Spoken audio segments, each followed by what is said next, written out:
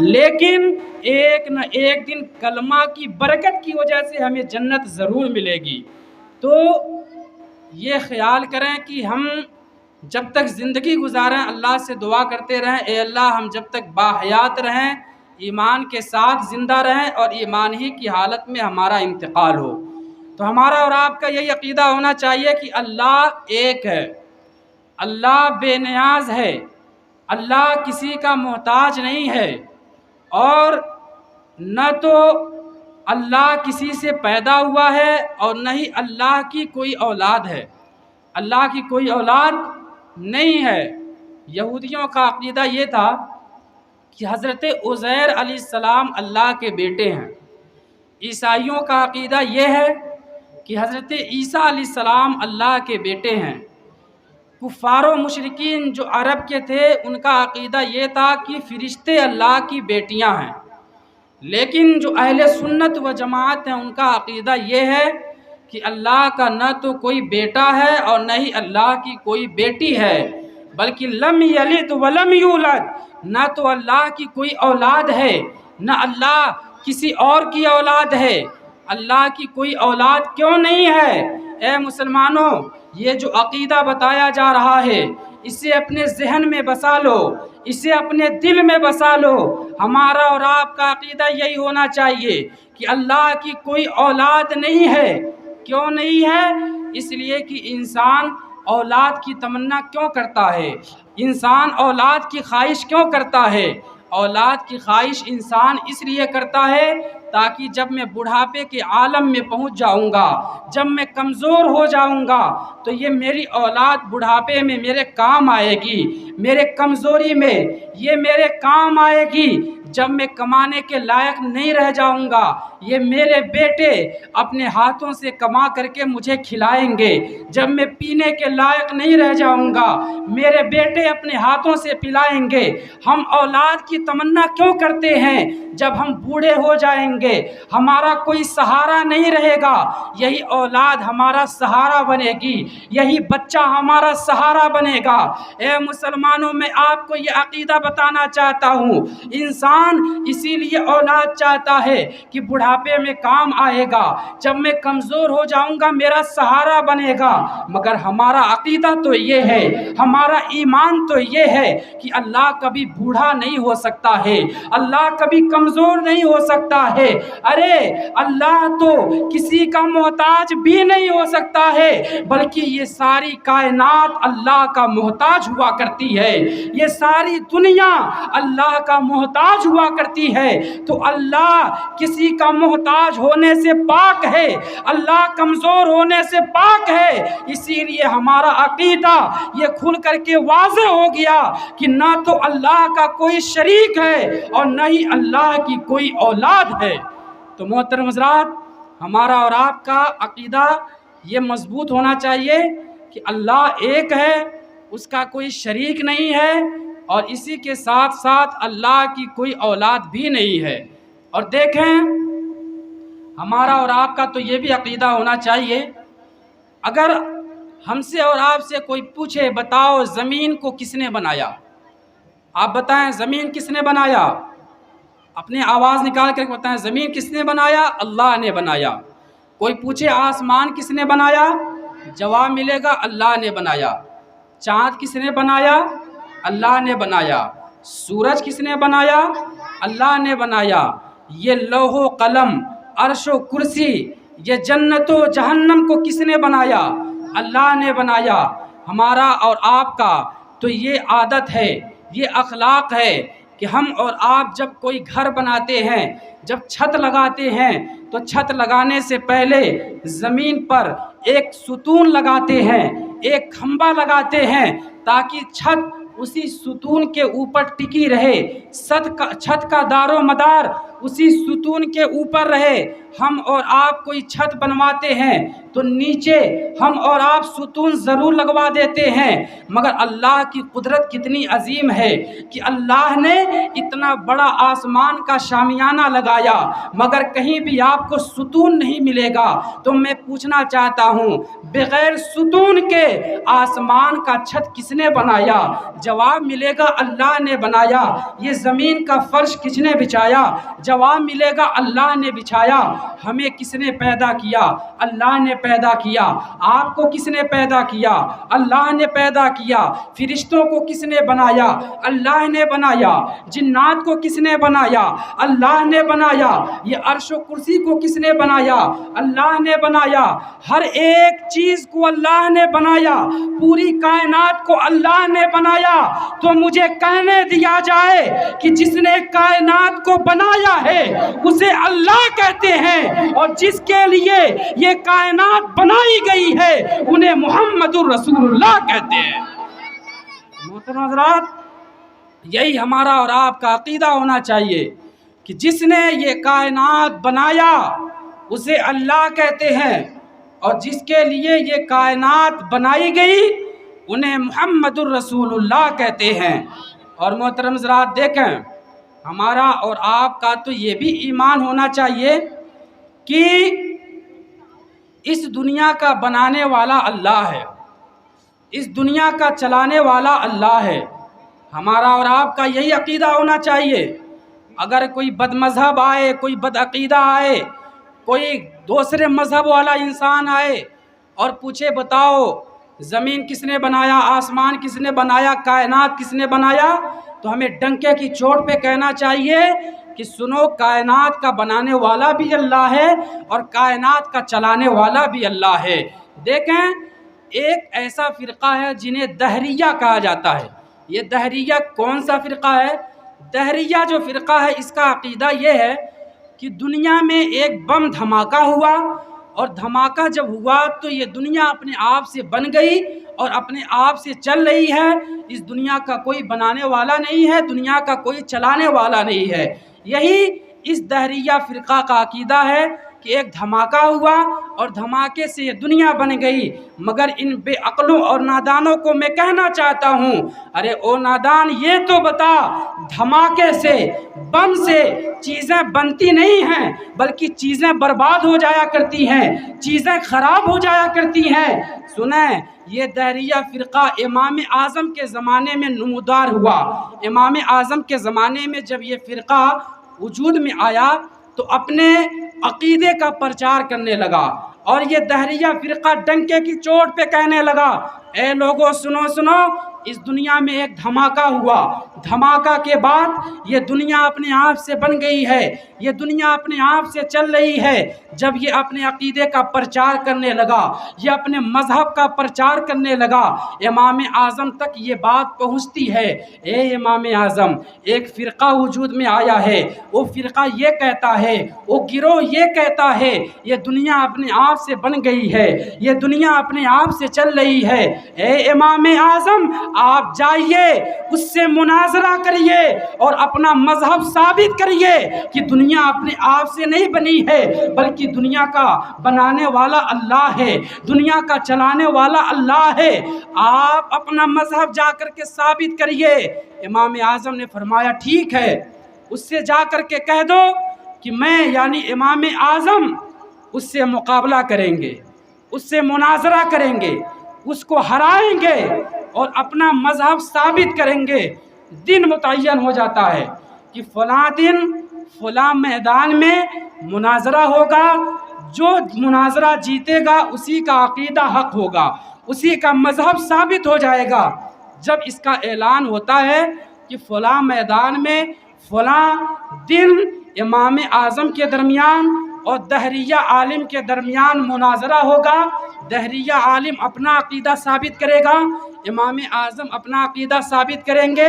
جب یہ اعلان ہو جاتا ہے، سارے علاقے میں لوگ اتسک ہو جاتے ہیں اور انتظار کرنے لگتے ہیں کب فلاں دن آئے گا اور فلاں دن ہم مناظرہ دیکھیں گے، کیونکہ ایک بہت بڑا مسئلہ حل ہونے والا تھا کہ دنیا اپنے آپ سے بنی ہے یا دنیا کا بنانے والا کوئی موجود ہے، بہت بڑا مسئلہ حل ہونے والا تھا۔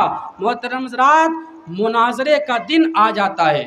جب مناظرے کا دن آ جاتا ہے ایک بہت بڑا میدان ہوتا ہے، اس میدان میں پورے علاقے کے لوگ اکٹھا ہو جاتے ہیں، ہزاروں کی تعداد میں لوگ اکٹھا ہو جاتے ہیں۔ کیوں اکٹھا ہو جاتے ہیں؟ کیونکہ ایک بہت بڑا مسئلہ حل ہونے والا تھا، ایک بہت بڑا عقیدہ حل ہونے والا تھا۔ تو محترم حضرات، جب سارے لوگ اکٹھا ہو جاتے ہیں، یہ دہریہ عالم آتا ہے، آنے کے بعد اسٹیج پر بیٹھ جاتا ہے، بیٹھنے کے بعد انتظار کرنے لگتا ہے۔ اب امام اعظم آئیں گے اور میں ان سے مناظرہ کروں گا، میں مناظرہ جیتوں گا، اپنا عقیدہ ثابت کروں گا، اپنا مذہب ثابت کروں گا۔ مگر یہ انتظار کر رہا ہے، امام اعظم کو آنے میں تاخیر ہو جاتی ہے، امام اعظم کو آنے میں لیٹ ہو جاتا ہے۔ یہ دہریہ عالم انتظار کر رہا ہے، اب آئیں گے، اب آئیں گے، اب آئیں گے، مگر امام اعظم کو آنے میں اور تاخیر ہو رہی ہے، اور تاخیر ہو رہی ہے۔ دہریہ عالم کہتا ہے، اے لوگوں سنو سنو، لگتا ہے امام اعظم کو یہ معلوم تھا کہ میں مناظرہ ہار جاؤں گا، دہریہ عالم جیت جائے گا، اسی لیے وہ میدان چھوڑ کر کے بھاگ گئے ہیں، وہ اب تشریف لانے والے نہیں ہیں۔ تم یہ فیصلہ کر دو کہ میں جیت گیا ہوں، میرا مذہب ثابت ہو گیا ہے۔ لوگوں نے کہا، سنو، یہ امام اعظم کی ذات ایسی ویسی ذات نہیں ہے، بلکہ امام اعظم کے بارے میں آقا نے ارشاد فرمایا تھا کہ فارس میں ایک آدمی پیدا ہوگا، اگر علم ثریا کے اوپر بھی ہوگا، وہ آدمی جا کر کے اس علم کو حاصل کر لے گا۔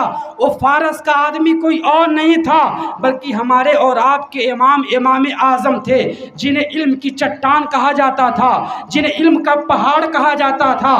جب بھی کوئی مسئلہ پھنستا تھا، امام اعظم چٹکی میں وہ مسئلہ حل کر دیا کرتے تھے۔ لوگوں نے کہا، سنو، امام اعظم میدان چھوڑ کر کے بھاگنے والے نہیں ہیں، وہ آئیں گے، تم سے مناظرہ کریں گے، تمہیں ہرائیں گے، اپنا مذہب ثابت کریں گے۔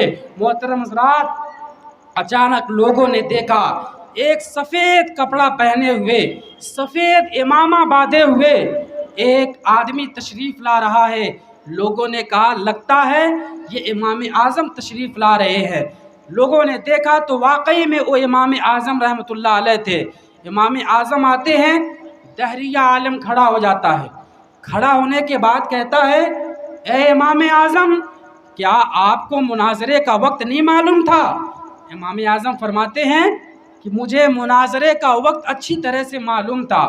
اس نے کہا، تب آپ کو وقت پر آنا چاہیے تھا، اتنا لیٹ کیسے ہو گیا، اتنی تاخیر کیسے ہو گئی؟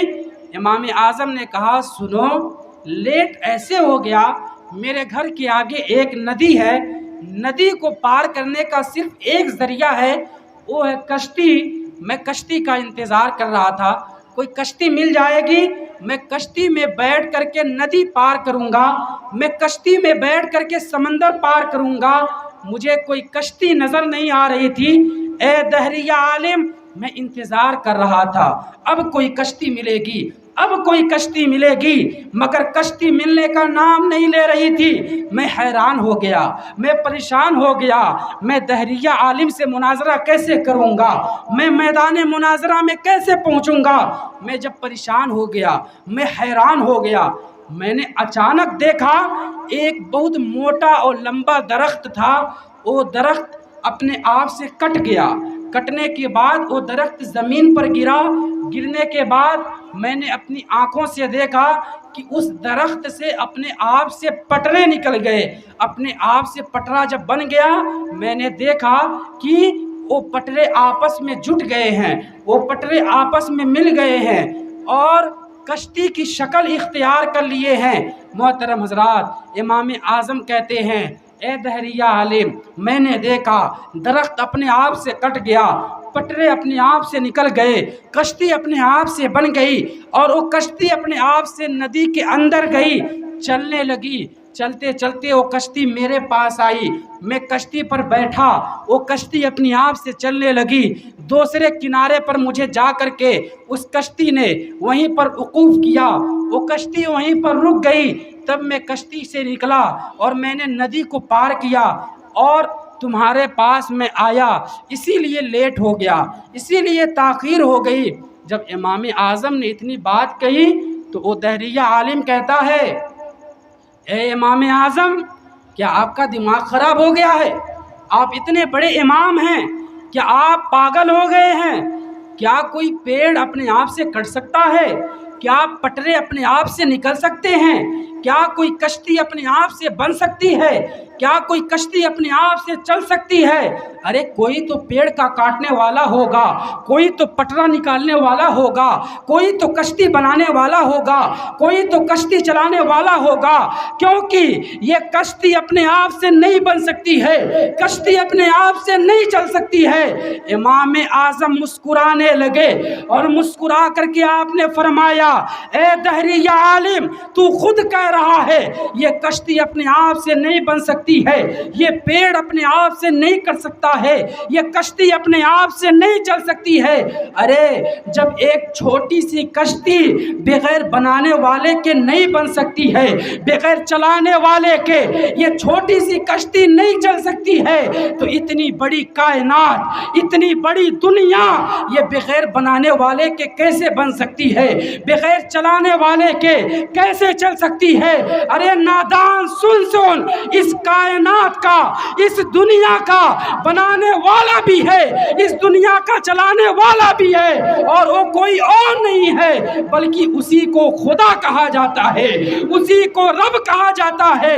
کوئی تو ہے جو نظام ہستی چلا رہا ہے، کوئی تو ہے جو نظام ہستی چلا رہا ہے، وہی خدا ہے، وہی خدا ہے۔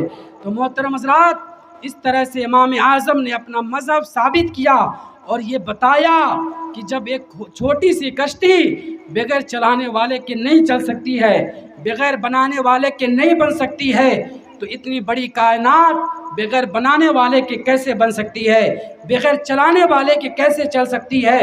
اور بنانے والا بھی ہے، چلانے والا بھی ہے، اور اسی کو خدا کہا جاتا ہے۔ اسی لیے شاعر کہتا ہے، کوئی تو ہے جو نظام ہستی چلا رہا ہے، اور وہ کون ہے؟ وہی خدا ہے، وہی خدا ہے جس کے بارے میں ہمارا اور آپ کا عقیدہ ہے کہ اس کے علاوہ کوئی اور معبود ہو ہی نہیں سکتا، اس کے علاوہ کوئی اور عبادت کے لائق ہو ہی نہیں سکتا۔ تو محترم حضرات، ہمیں اور آپ کو یہ عقیدہ بھی مضبوط کرنا ہے اور باطل مذہب والوں کو منہ توڑ جواب دینا ہے۔ اور دیکھیں، ہم اور آپ اس خدا کے ماننے والے ہیں جو خدا بہت رحمان و رحیم ہے، بہت کرم کرنے والا ہے، بہت مہربانی کرنے والا ہے۔ اور دیکھیں اللہ اپنے بندوں پر کتنا مہربان ہے، اللہ اپنے بندوں پر کتنا کرم کرنے والا ہے۔ حضرت عمر رضی اللہ تعالیٰ عنہ کے پاس ایک عورت اپنے بچے کو گود میں لے کر کے آتی ہے، آنے کے بعد کہتی ہے، اے عمر یہ بتائیں اللہ اپنے بندوں سے کتنا پیار کرتا ہے، اللہ اپنے بندوں سے کتنا پیار کرتا ہے۔ حضرت عمر نے اس کا جواب منہ سے نہیں دیا، بلکہ اس عورت کے گود میں جو بچہ تھا اس کو لیا اور اپنے خادم کو دیا اور کہا، اے خادم بغل میں تنور جل رہی ہے، آگ جل رہی ہے، اس کے بچے کو تنور میں ڈال دو۔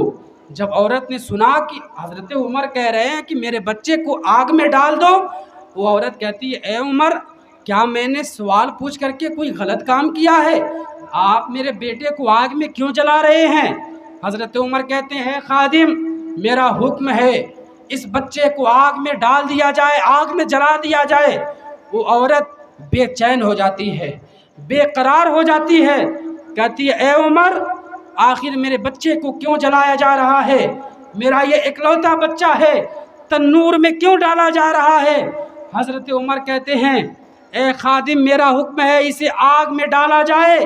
وہ عورت تڑپ جاتی ہے، رونے لگتی ہے، کہتی ہے، اے امیر المومنین سوال میں نے کیا ہے، غلطی میں نے کیا ہے، اگر جلانا ہے تو مجھے آگ میں جلایا جائے، اگر تنور میں ڈالنا ہے مجھے تنور میں ڈالا جائے، آخر میرے بچے کو کیوں جلایا جا رہا ہے؟ آپ کو جلانا ہے مجھے جلا دیجئے، مجھے تنور میں ڈال دیجئے۔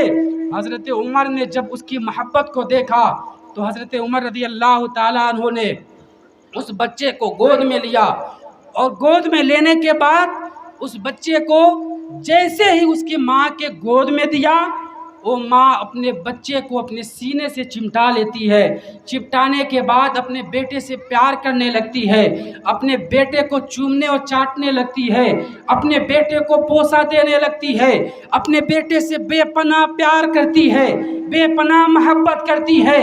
جب حضرت عمر اس کے پیار کو دیکھتے ہیں، اس کی محبت کو دیکھتے ہیں، تو حضرت عمر کہتے ہیں، اے عورت، میں تیرے بچے کو جلانے والا نہیں تھا، میں تیرے بچے کو تنور میں ڈالنے والا نہیں تھا، بلکہ میں تو تیری محبت کا امتحان لے رہا تھا کہ ایک ماں اپنے بیٹے سے کتنا پیار کرتی ہے، ایک ماں اپنے بیٹے سے کتنا محبت کرتی ہے۔ میں تیرے بیٹے کو جلانے والا نہیں تھا، بلکہ میں تیرا پیار دیکھ رہا تھا، تیری محبت دیکھ رہا تھا۔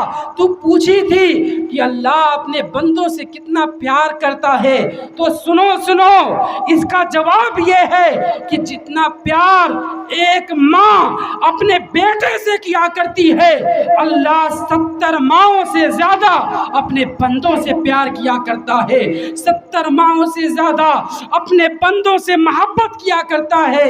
تو اے مسلمانوں، وہ خدا ہم سے 70 ماؤں سے زیادہ پیار کرتا ہے، 70 ماؤں سے زیادہ محبت کرتا ہے۔ وہ بہت مہربان ہے، وہ بہت رحمان ہے، بہت کریم ہے، بہت عنایتیں کرنے والا ہے، غلطیوں کا معاف کرنے والا ہے، توبہ قبول فرمانے والا ہے۔ اے مسلمانوں، سنو اللہ کتنا مہربان ہے، کتنا کریم ہے۔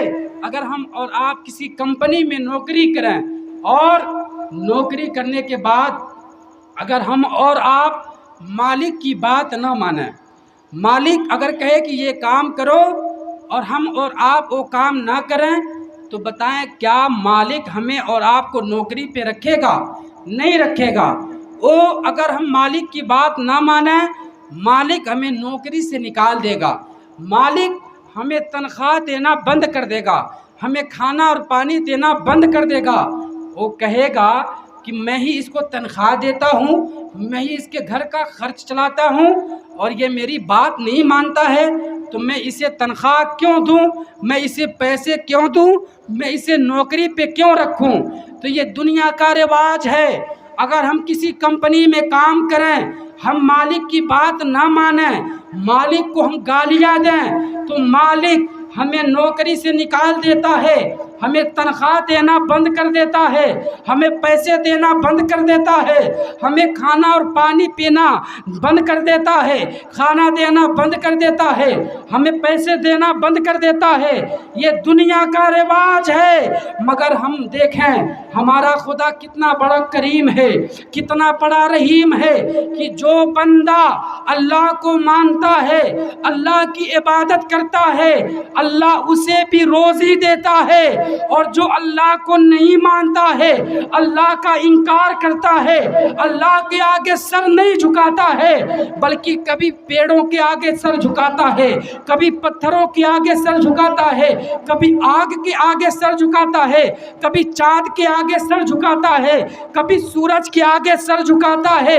تو جو انسان اللہ کو مانتا ہے، اللہ اسے بھی روزی دیتا ہے، اور جو انسان اللہ کو نہیں مانتا ہے، اللہ کو گالیاں دیتا ہے، اللہ اسے بھی روزی عطا فرماتا ہے، اللہ اس کے بھی گھر پہ کھانا بھیجتا ہے، اللہ اس کے بھی گھر پہ پانی بھیجتا ہے۔ تو بتائیں ہمارا رب کتنا کریم ہے، ہمارا رب کتنا رحیم ہے۔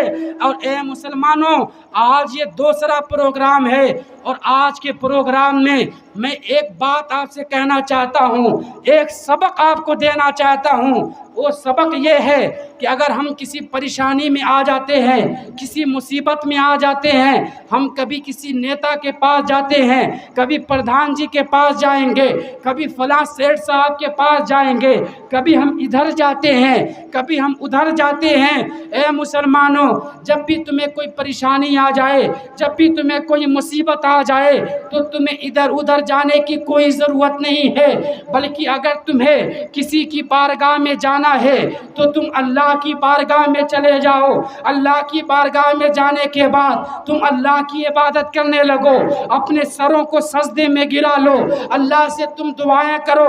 دیکھو دیکھو دنیا کا رواج یہ ہے، اگر تمہارے اوپر کوئی احسان کر دے گا، تمہاری کوئی مدد کر دے گا تو وہ ادھر بتائے گا، ادھر بتائے گا، ادھر بتائے گا، ادھر لگائے گا، مگر اللہ اتنا کریم ہے، اللہ اتنا رحیم ہے کہ اللہ نے ہمیں ہاتھ دیا، اللہ نے ہمیں آنکھ دیا، اللہ نے ہمیں پیر دیا، اللہ نے ہمیں زبان دیا، کبھی احسان نہیں جتلایا، کبھی احسان نہیں جتلایا۔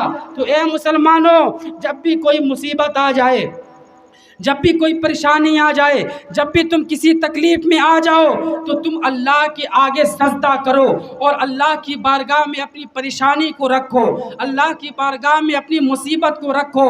اور دیکھو دیکھو اگر کوئی کنجوس انسان ہو، کوئی بخیل انسان ہو، اگر آپ اس کنجوس کے پاس جائیں اور آپ اس سے کہیں مجھے کھانا دے دو، ہو سکتا ہے کنجوس ہے آپ کو کھانا نہیں دے گا، لیکن آپ پھر اس کے پاس جائیں اور کہیں کہ مجھے کھانا دے دو، ہو سکتا ہے دوبارہ بھی مانگنے پر وہ کھانا نہ دے۔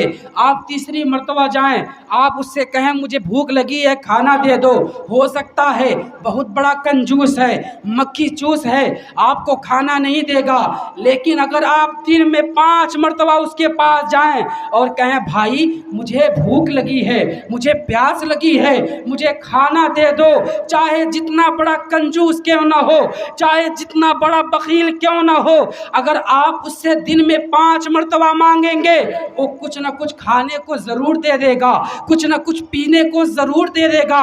تو 5 مرتبہ مانگنے پر جب ایک کنجوس انسان کچھ نہ کچھ دے دیتا ہے تو ہمارا رب تو کریم ہے، ہمارا رب تو رحیم ہے۔ اگر تمہارے اوپر کوئی مصیبت آ جائے، کوئی پریشانی آ جائے، تم اللہ کے گھر میں چلے جاؤ، گھر میں جانے کے بعد تم 5 وقت کی نماز پڑھو، ہر نماز پڑھنے کے بعد اپنے ہاتھوں کو اٹھا لو، اٹھانے کے بعد دعا کرو مولا میں پریشان ہوں، مولا میں مصیبت میں ہوں، مولا میں تکلیف میں ہوں، میری پریشانی کو دور فرما دے، میری مصیبت کو دور فرما دے۔ قسم خدا کی مسلمانوں، اگر ہم 5 نمازیں پڑھیں گے، ہر نماز کے بعد اپنے ہاتھوں کو اٹھا لیں گے، اللہ کی بارگاہ میں دعا کریں گے مولا میری پریشانی کو دور فرما دے، میری مصیبت کو دور فرما دے، قسم خدا کی مسلمانوں ہمارے اور آپ کے ہاتھ نیچے بعد میں آئیں گے، اللہ عز و جل دعا ختم ہونے سے پہلے پہلے ہماری ساری پریشانیوں کو دور فرما دے گا، ہماری ساری مصیبتوں کو دور فرما دے گا۔ تو اے مسلمانوں، آج کا میرا یہی پیغام ہے، اللہ کے اوپر تم بھروسہ کرو، اللہ کو ایک مانو، اللہ کے ساتھ کسی اور کو شریک نہ کرو، اور جو بھی بھروسہ کرنا ہو ہمیں اللہ کے اوپر کرنا چاہیے۔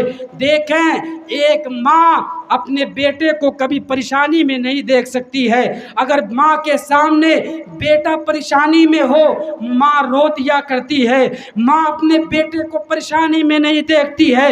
تو جب ایک ماں اپنے بیٹے کو پریشانی میں نہیں دیکھ سکتی ہے تو جو 70 ماؤں سے زیادہ پیار کرتا ہے، جو 70 ماؤں سے زیادہ اپنے بندوں سے محبت کرتا ہے، وہ اپنے بندوں کو مصیبت میں کیسے دیکھ سکتا ہے، وہ اپنے بندوں کو پریشانی میں کیسے دیکھ سکتا ہے؟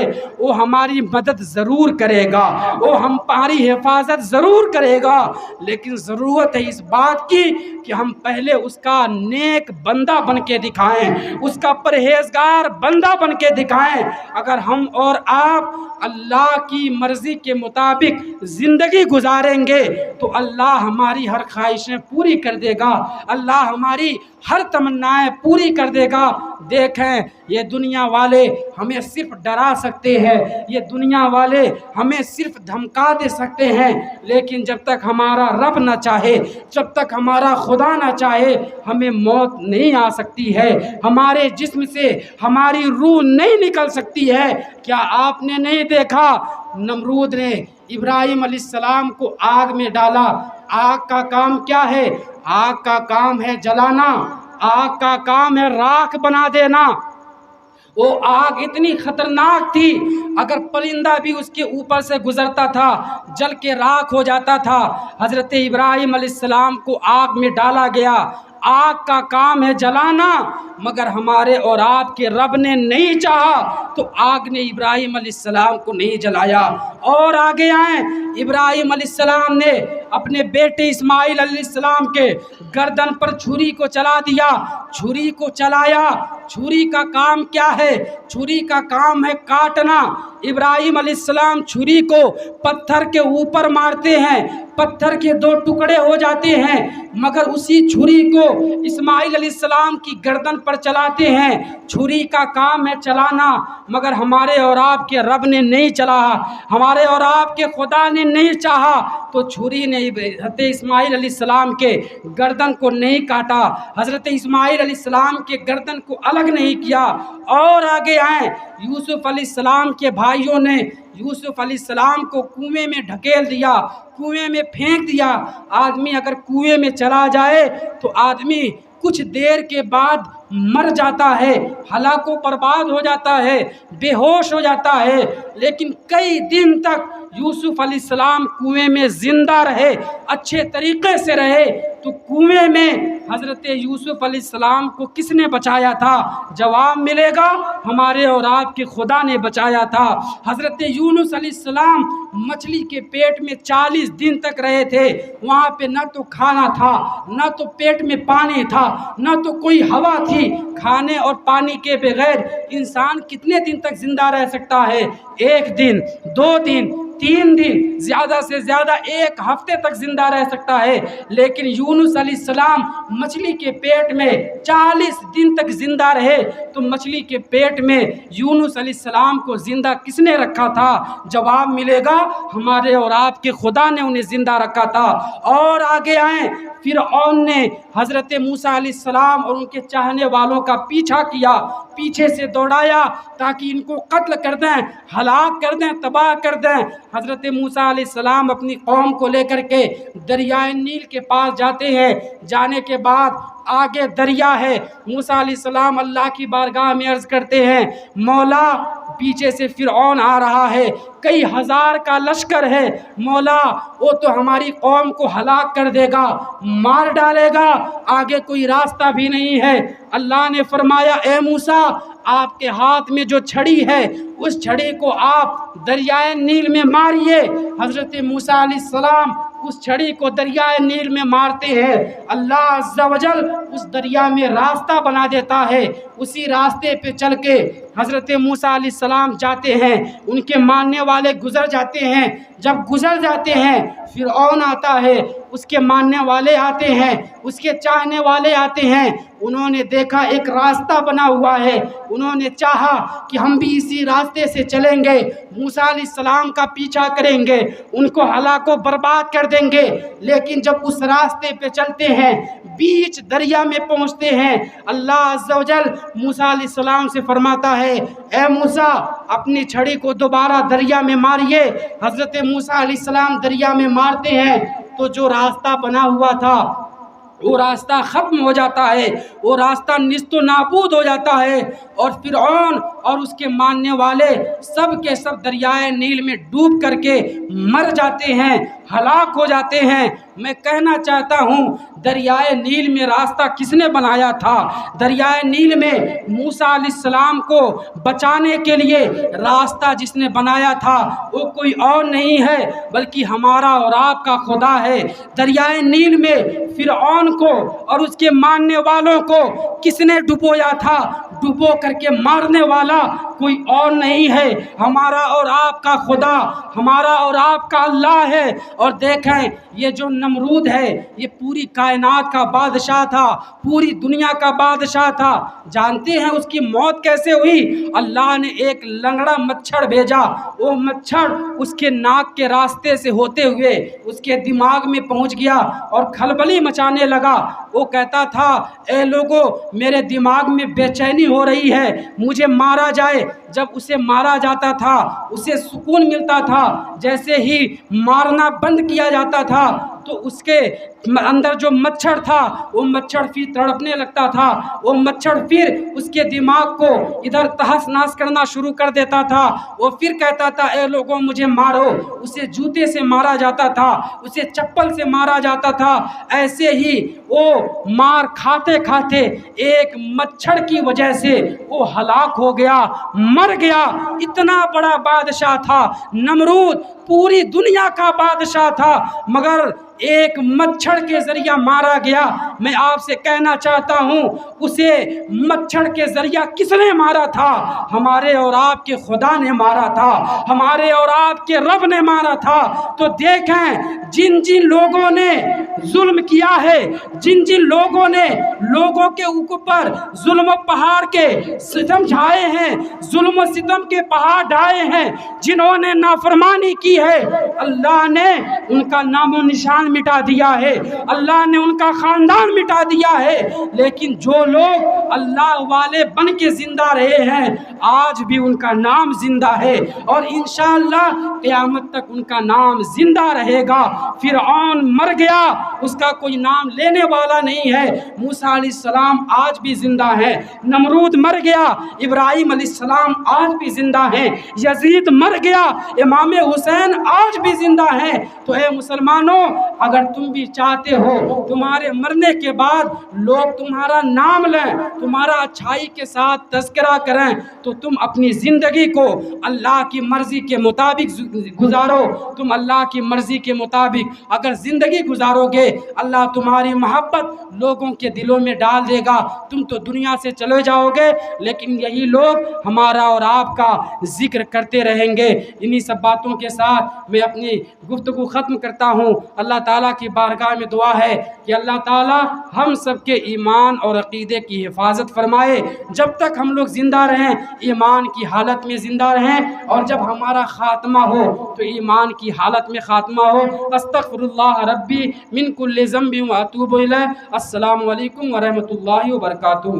ایک اعلان